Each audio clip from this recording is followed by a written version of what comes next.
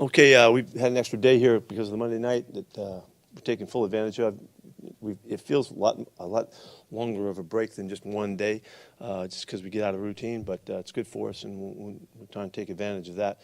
We'll have a lot of guys practicing today, and we're in pretty good shape that way.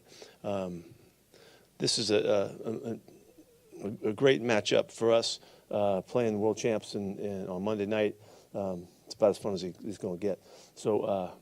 There is so much at stake from this point forward. There's so much with 5 other teams that are vying for this spot. It's a run to the finish and see who wins the race, and it's exciting. And we got to make the most of it and be tuned into it. And everybody's is well aware. We haven't missed that point from the other night, so everybody knows what's going on. And we got to put together a great week to prepare and make sure that we get this done. It's going to be a great challenge. This is a fine football team, and with a winning mentality and all that. But that's the kind of challenges we got to take on to get there.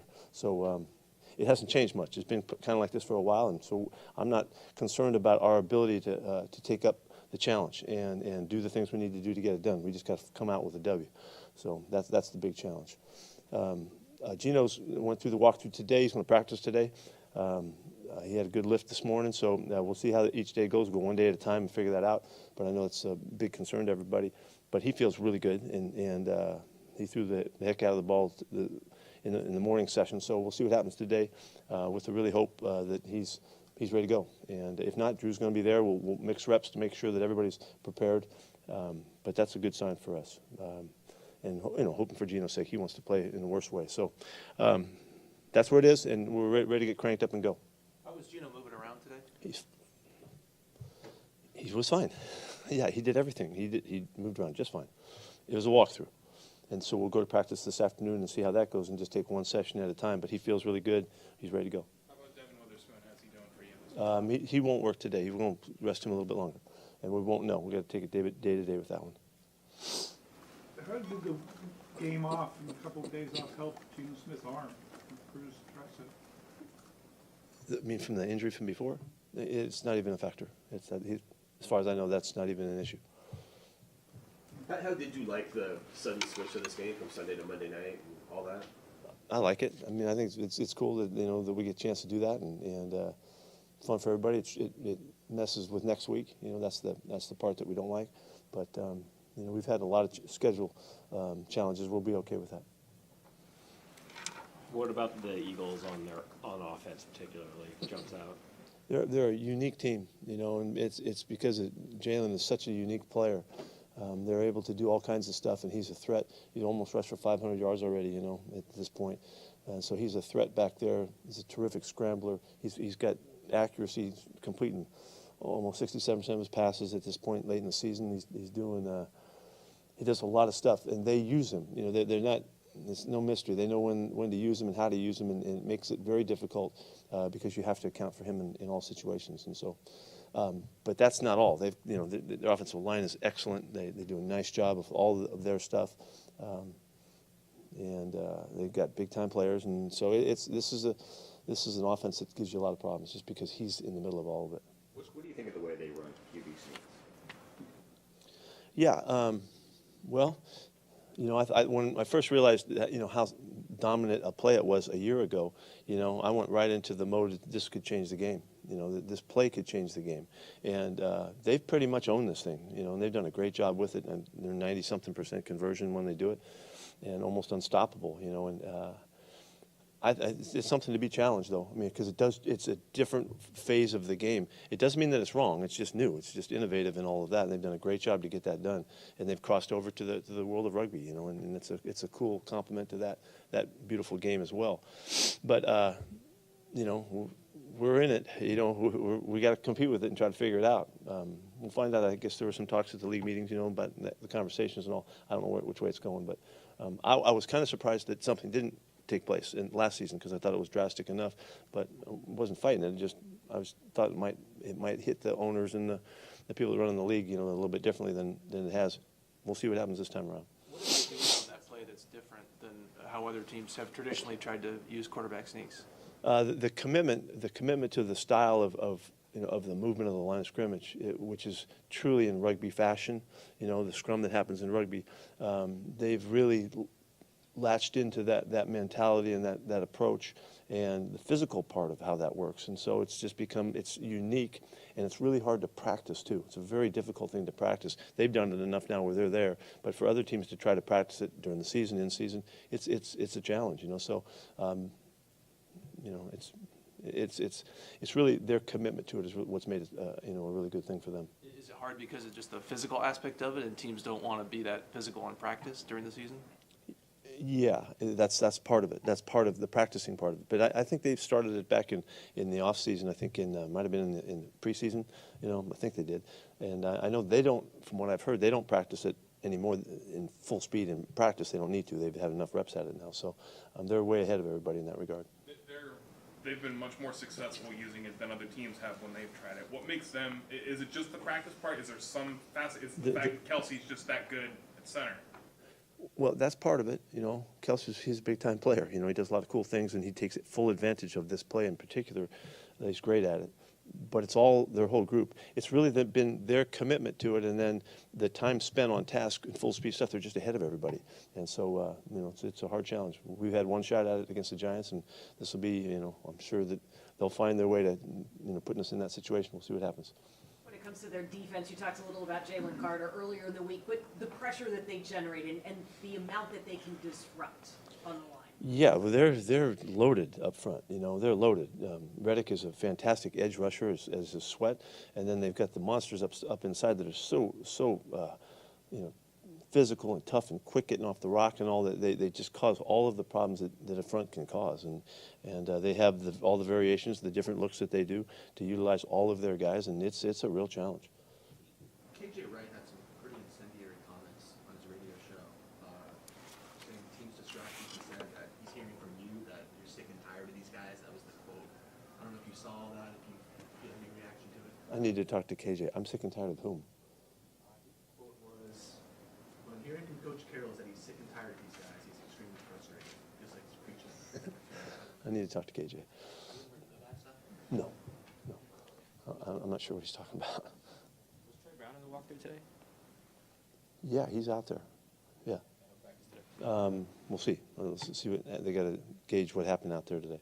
In 2019, when you guys were looking at DK Metcalf, obviously A.J. Brown was his teammate. Just how were you of him, and what did you think of him as a player? Oh yeah, he's a monster of a player. You know, he's such a adept catcher. He had a great catching range, and hand-eye stuff is just as good as you can get. And then he's got the big physical makeup too that adds to it. So he's really hard to get into his space, right? Because he's such a powerful guy, and they really go to him. You know, he's all over it. He's got 90 catches, I think, at this point, and in all situations he's the star guy and the guy they go to that is highlighted worthy. He's worthy of it all. He's really something. Was it pretty unique in the draft time to see two guys at one school? Oh yeah. There's that.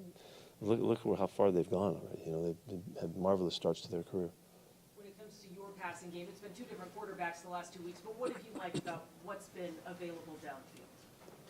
Well, we're still getting our explosives. You know, we're still making plays downfield, and we're kind of on track with being a pretty explosive football team and on offense, and so we have to keep that going. I think we're 10th or 11th or something like that for explosive plays. It's a good part of our game.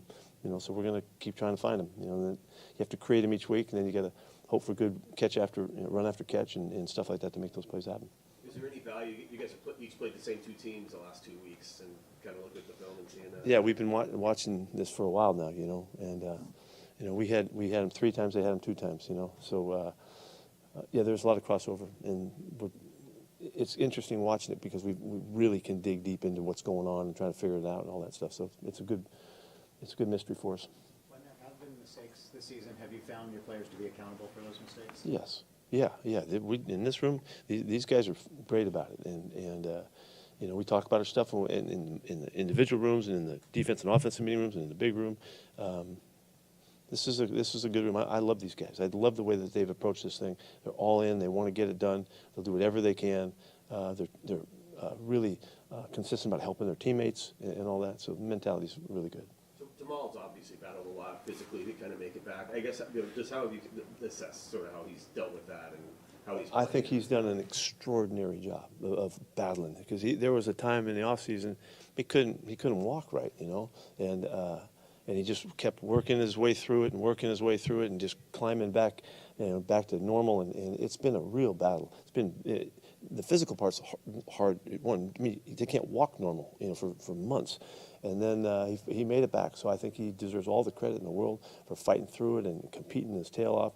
And he'll continue to get better. It's going to go all the way into next season, his rehab and his conditioning and all that stuff. And he'll just get better. There's a couple other guys that we know of that have been through the similar surgery, and it's a 2-year recovery to get all the way back to everything. And so he's done a marvelous job. Artie Burns, is he okay? Already went through the walkthrough today. He's looking okay. What have you thought about Kobe Bryant since he's got back to you? He hasn't played a ton, but he had to get in the mix a little bit last week for you, just how he's kind of progressing. Yeah, we can all kind of feel. We're excited that he's back. Kobe's got a good mentality about him and tough, and he's a play-making kid. So we've all been looking, for him to find his place on the field again. And it's kind of hard because he kind of got buried he's been out such a long time. But we haven't forgotten about the player that he is. And he's stronger, and he's more tuned into things now. He can do a lot of things, play all kinds of different positions for us now. So he's creeping his way back in. Even with Trey Brown healthy, did you anticipate Mike Jack playing at all against Philly? Mike's ready. Mike played a really good game. He had a great week last week and taking advantage of the opportunity, and he played well. He had a couple knockdowns on third down. And so I was really fired up about Mike getting back out. So if we need him, he's ready to go. And so we'll see how that goes. He'll get a lot of work today. The touchdown to Colby Parkinson against the Niners, it's a play that you had seen last year. How satisfying was it? I just thought it was a cool play call and execution. Yeah, it was. I thought it was an excellent job, Shane, putting it together and getting it done, and the execution. The guys did it perfectly. Everybody did because it's an intricate play, and Drew pulled it off, and then Kobe did it exactly right, so he was in position to make the play. That was a cool play. Yeah, I mean, it's very old. It's way back in the history of the league that play's been out, but it popped up a couple times in the last couple of years. So that's cool that we were able to cash in on it. How do you feel about where your run game is right now? Say it again. How do you feel about where your running game is right now? There's a consistency to it that I wish it was more so. We're kind of finding our way into the 80, 90-yard kind of areas. We need to get more yards out of it, and we've hit a threshold for some reason of 20 to 23 plays, and we need to run the ball a few more times and take advantage of it. It's just part of mixing the whole thing. So I'm hoping we can continue to go. We're going to need it down the stretch here. The way let me help you on this one. The way I'm looking at this thing with 5 other teams that are in this situation, same one we're in, basically. It's the tournament's on. Here we go, and it's 1 week at a time. We got to fight our way out of this thing. We can still get better, and there's areas that we're working on in parts of our game that we hope we can improve and take better advantage of our guys and all that kind of stuff. This is still a really wide open opportunity, and I don't know how the other guys are looking at it, but I'm looking at it like it's playoff time all the way down the stretch here, and every game's going to make a difference, and as they always do, but it's even more amplified now. So I'm hoping that we can improve there, and get a little bit better production to complement what we're doing with the throwing game. So we'll see how it goes. How did Ken and Zach make it out of the game with their injuries? Matter of fact, they made it quite well. They looked great today, getting started for the week. Both guys feel really good, so there's no issues with what they were dealing with the week before. How about Abe Lucas? It looks like he played almost all the game. Yeah, I talked to Abe this morning, and he feels like he's back. He really feels like he's back and confident, feels good. It's taken a couple weeks, to get his playing legs underneath him, but that's a great sign. And so we'll count on him moving forward. He should be in great shape. This late in the season, how confident are you that those third down numbers on offense will turn around during this tournament? Yeah, it was a week ago. A week ago we hit it. It's going to be the factor in our success on offense. It's going to be a factor for sure. We've got to get around 50% of those things, and it means we need 2 more plays a game. 2 more conversions a game, 3 more. That's what you're talking about. 2 or 3 plays a game that make the difference in those numbers. And it just seems like when you're hitting it around 50, the ball's really going and we're moving. Things are happening. So that's what we're shooting for. Your run game going from 92 yards a game to over the central markets you're talking about. What has to happen besides just winning the plays? Is it the first down and obviously converting the third down? Well, it goes back again, with the third down things to limit our chances. You limit your drives, you limit your play on the field. We moved the ball pretty well in this past week, and but we just needed a few more shots, and so we just, by converting, we can get 8 or 9 more runs. Converting 2 or 3 more plays, you're going to get 6 or 8 more runs anyway, so it's all of that ties together, unfortunately. I mean, you could just stand there and keep running it to get your numbers up, and you're not playing winning football, you're just doing it for the wrong reason. So we've got to play good complementary ball and see if we can get that done and get the good movement going. How do you feel about the hip drop tackle that's kind of been the focus of the league I'm lately? strongly in favor of taking care of business on that one. I really believe that it's a tackle that the guys can learn to avoid. And so with that in mind, just like we've done with the head and all the things that we've done, the horse collar thing, it will still happen at times, but I hope that we can figure a way to legislate that so however they want to go about it. If you go back to I think it was the horse collar thing, we talked about that at one point it was a penalty or something like that, and then we went to fining, and we had to go farther because it's a dangerous play. I understand that it's hard on the defensive players. I mean, who can understand it more? But that's still, I think it's because there's a decision that's made in that moment that the guy he can do that. If we can do it in other areas of our game, we can do it here. And we're asked to do it every time you hit the quarterback, you burp the quarterback on the ground, all of those things. We have to make those decisions, to keep us in the middle of the moment. And guys can show that they show that they can do that. So I'm for it. Not everybody's going to agree with me. I don't really care, but I would try to work our way out of that if we could. Is that something you guys already work on, avoiding that hip drop thing that's been hurting guys? We have some guys that have done it in the past, it's still legal, it's still a legal part of the game, and so we'd like to avoid it. We don't want to hurt anybody. What, if anything,